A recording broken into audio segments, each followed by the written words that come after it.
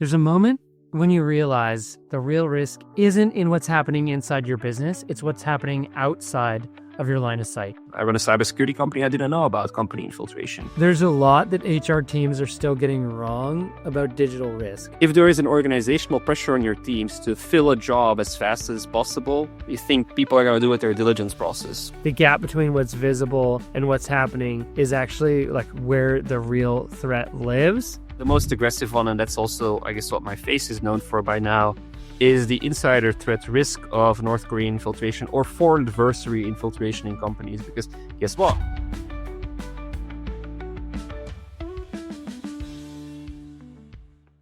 Welcome to What the FTE, the podcast for HR leaders who are done playing defense and ready to shape the future of work. There's a moment when you realize the real risk isn't in what's happening inside your business, it's what's happening outside of your line of sight. Today, I'm speaking with the master, the legend, the man himself, Simon, founder of Seaside, and a rare voice at the intersection of digital security, human behavior, and organizational risk. In this conversation, Simon is going to challenge our assumption that most HR leaders make about candidate screening, trust, and fraud, and shares the hard-won leadership lessons that changed how he hires, builds, and leads. Simon, long overdue. Welcome to the show, my friend. Thank you so much for having me. It's so much fun to be here. And we've been talking for so long, us two, and this is like the first time I actually get to put a face to it. It is long overdue. I mean, we have all the same interests and a passion for vibe coding, apparently. So, Yeah, that's my little weekend thingy. But I must say, it's an incredibly powerful tool if you just want to like ship little marketing sites. I'm at this point a little bearish on the CMS market, just because like it's so easy to push a new site out with some like AI. what are you using? What's your tool these days for pushing out sites? The whole bunch of them, to be honest. I even like created my own little thingy, but cursor like agent included in GitHub, like it's pretty powerful. So like you make your little linear ticket with I found a typo here, bam. Check it through that linear ticket, do your add cursor, bam, you get the thing.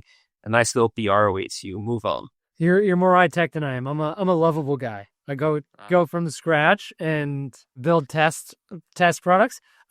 It's come so far in the last year. You can actually build like production apps now, which is crazy.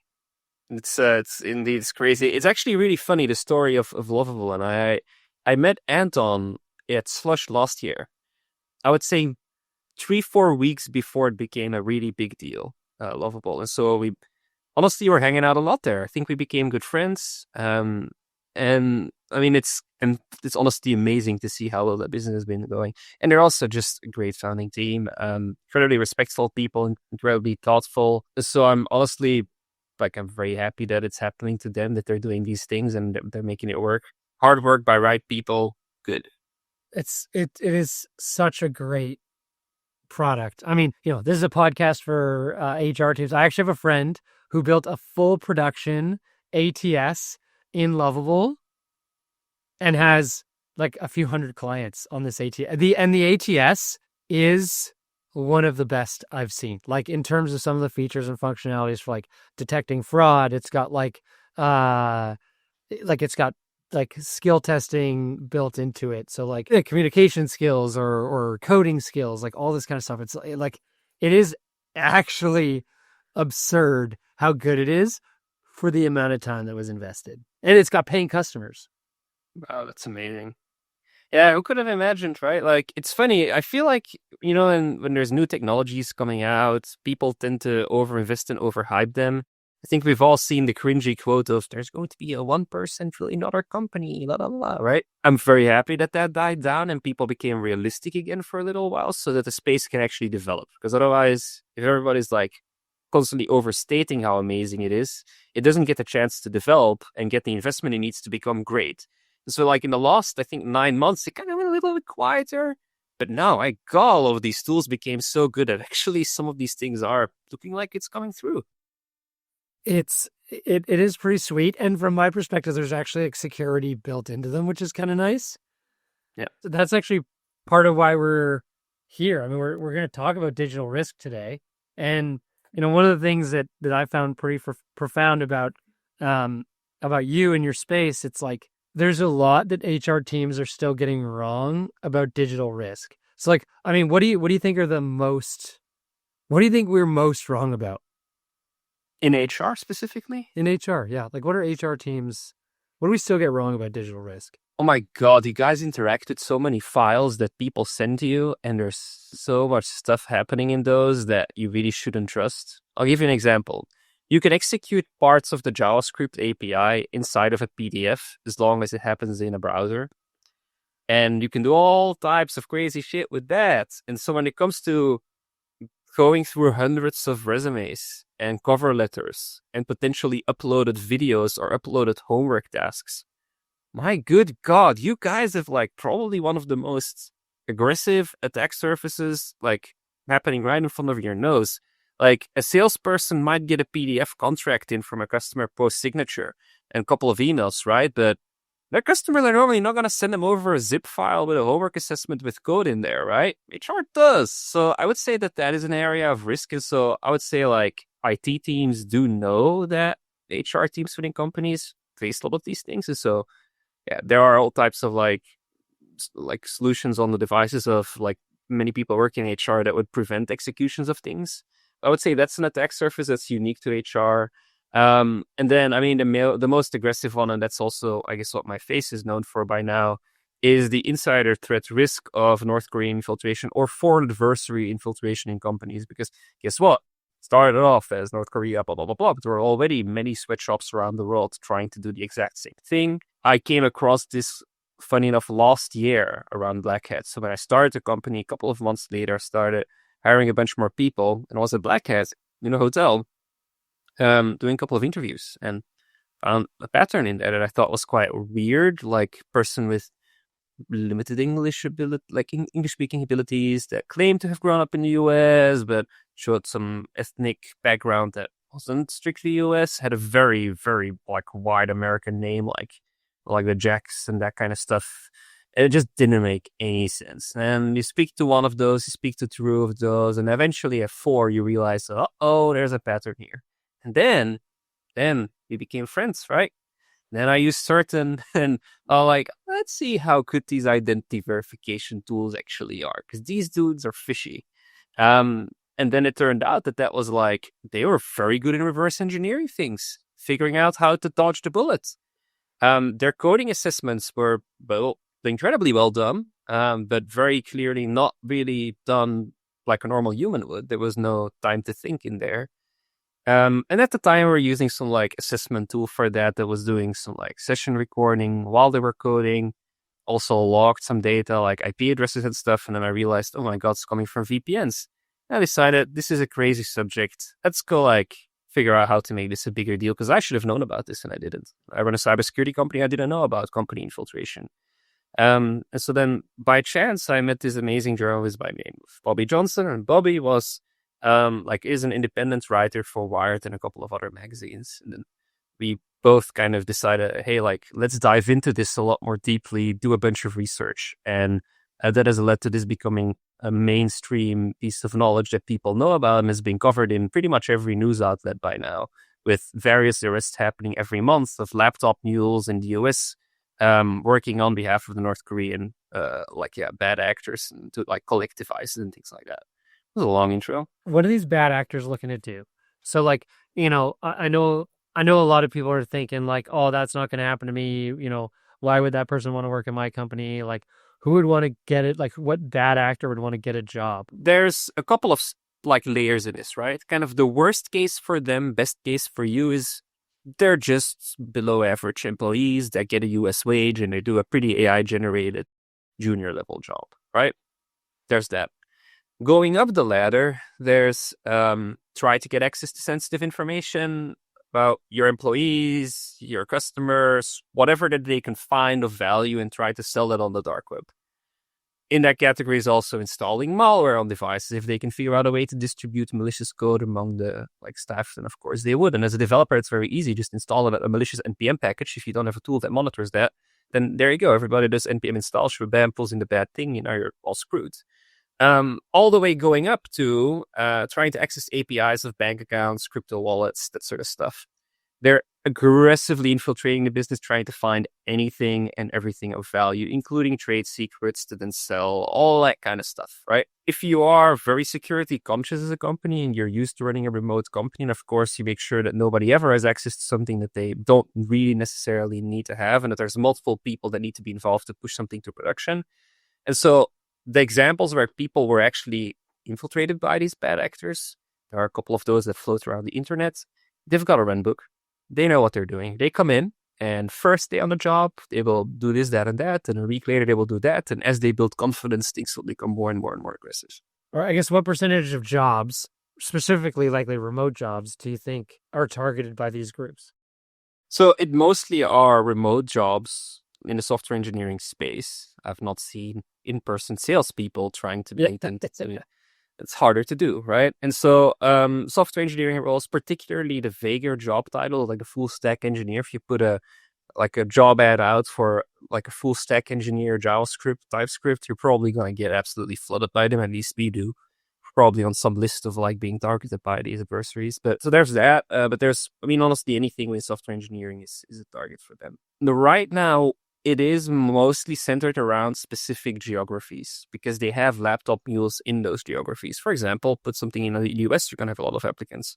If you try to hire for that in Portugal, they're probably not, because there's not going to be that many. Like, they're probably not going to have a laptop mule in Portugal yet, or Luxembourg, or something like that, right? And so it is currently centered around really large economies where they manage to set up the in-person part of it. Make no mistake, these bad actors, they also then forge identity cards. Some of them use fake names that are completely made up. Others use names of other people and steal that identity, use their social security number, etc., etc. This is an incredibly organized situation. The problem is we can't know for sure the entire program behind it, but it does look like there are parts of it that are centrally organized, so by some group of people, and then there's parts of it that are organized by these teams, and these teams are being sent out to be in North Korea-friendly countries. They're not doing this from North Korea, being right across the border in Dandong, China, for example, or some of them are in Russia. We've even found a little group of them in Kazakhstan, right?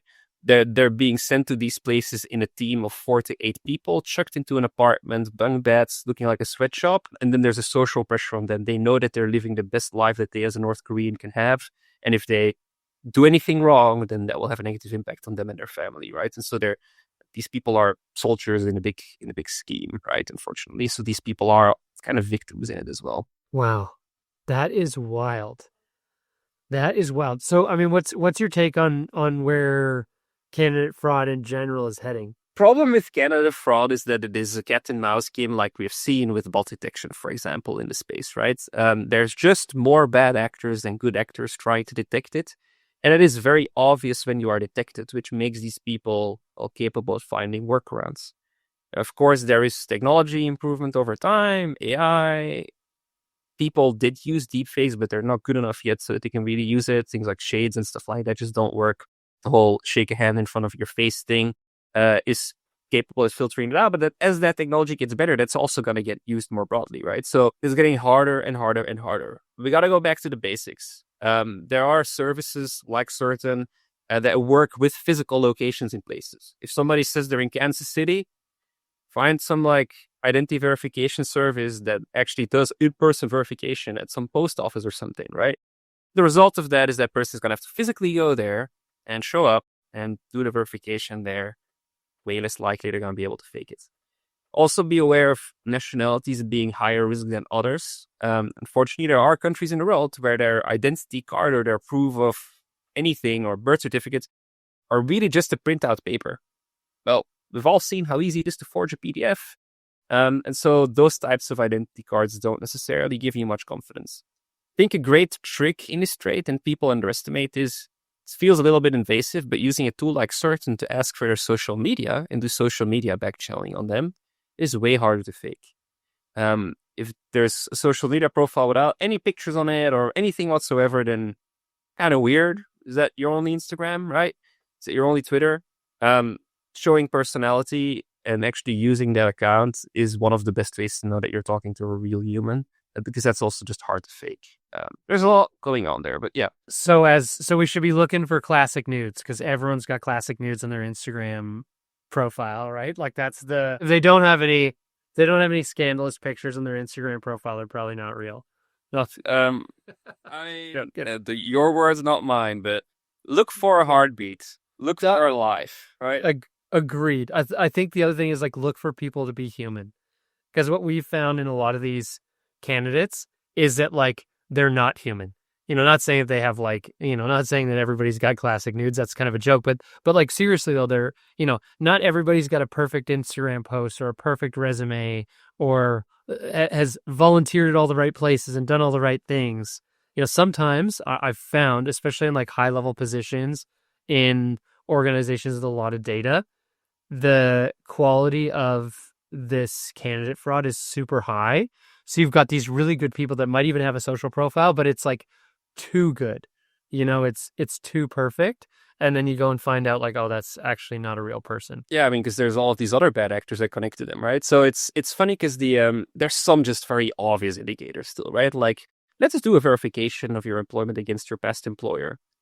Name of person's LinkedIn that is stolen, linked with a number behind it at gmail.com. Well, that's probably not those people's work email, right? No. And so those types of things, there's a lot of indicators, but it's very easy to overlook them. And I mean, like, definitely no pun to certain, but like the fact of the matter is, many people have probably legitimately used the @Gmail address of their previous manager, right? And so it becomes very hard to detect these things. And none of these signals on their own are conclusive, but if you combine all of them, then you start realizing, oh, actually, there is probably a pattern here. I think the best thing to do is, and this is something that most employers are not going to want to hear, but meet them in person. Meet them in person. It is the easiest way to avoid doubt about, is this person real? Is this person actually based where they say they are based?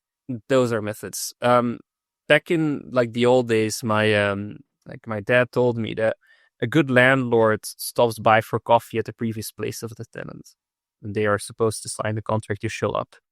Then when you're there, you ask them, "Hey, I'd like to go wash my hands." You go into the bathroom and you see how clean it is there, and then you know how your tenants are going to behave, right? In a way, you kind of got to do that with your candidates. Sure, you did your coding assessments, you did all of your like formalities. Send one of your employees out to meet them for coffee. Yeah. They're in the same area. Just do a quick in-person culture check. If they're real, they're going to show up, and then you know that that's a signal, right? If they're not going to show up, right? No.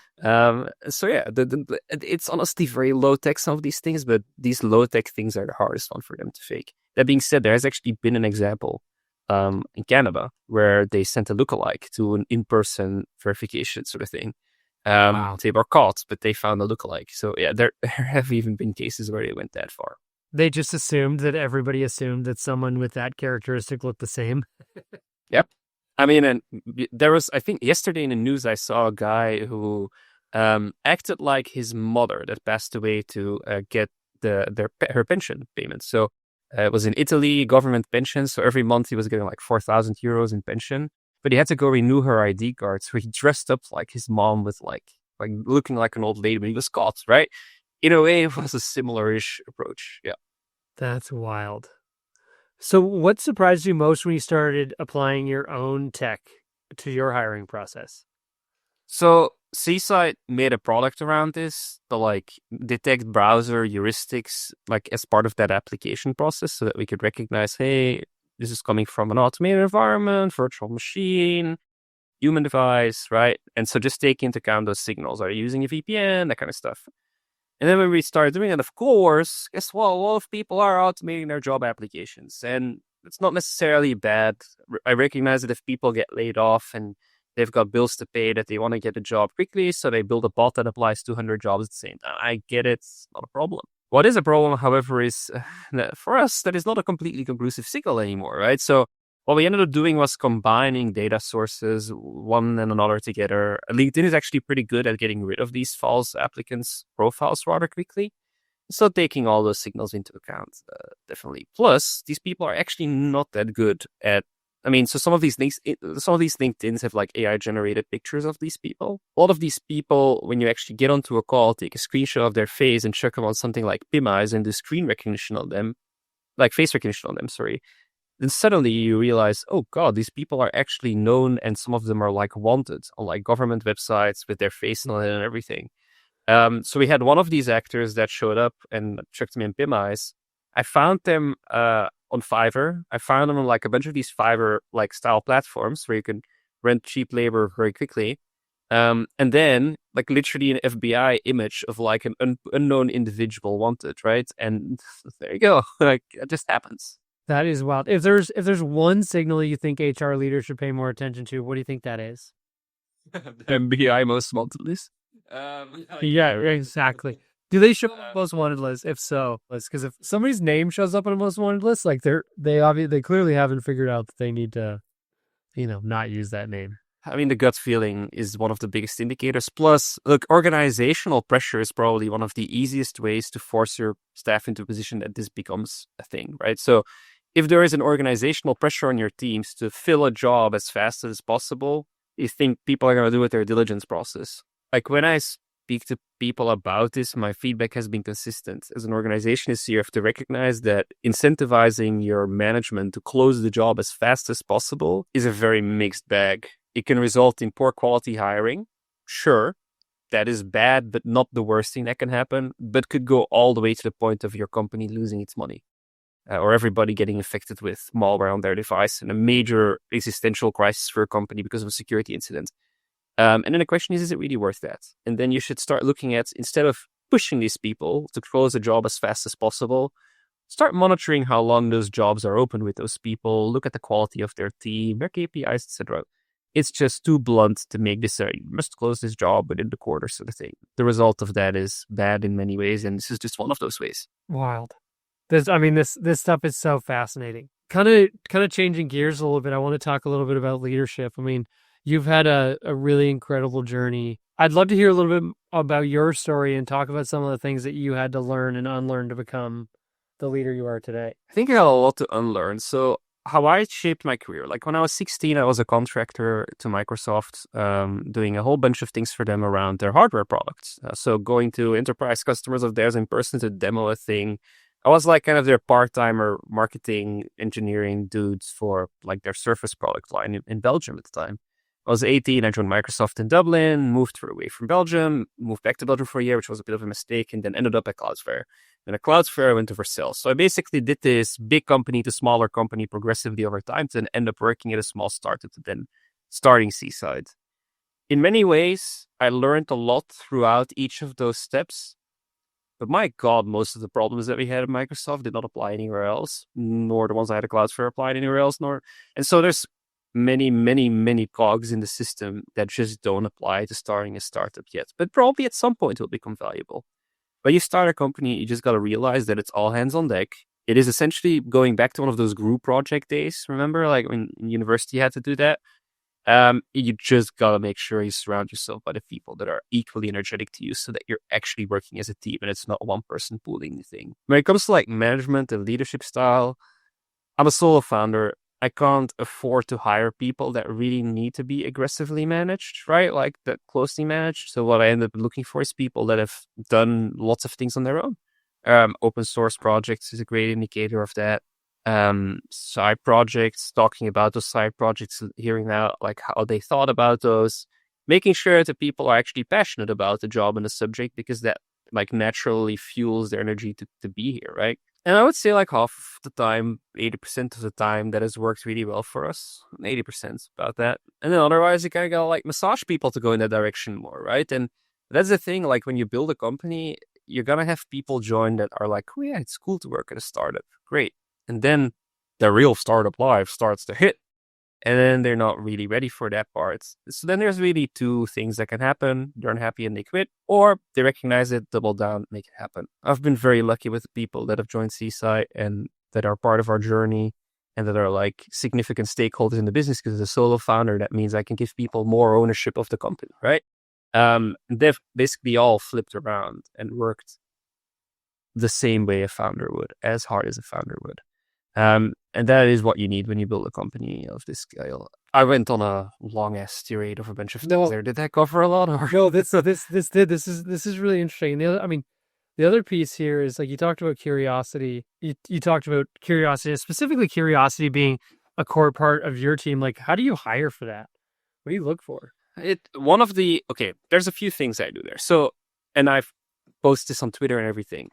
Any person that I hire that claims to be technical or have a technical understanding or something along the lines of, I've worked in the tech for 50 years, something like those things, right? Ask them the very basic question.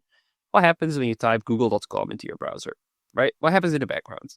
Because if you're a curious person, your natural question when you do those things will be, oh yeah, actually, how does that work, right?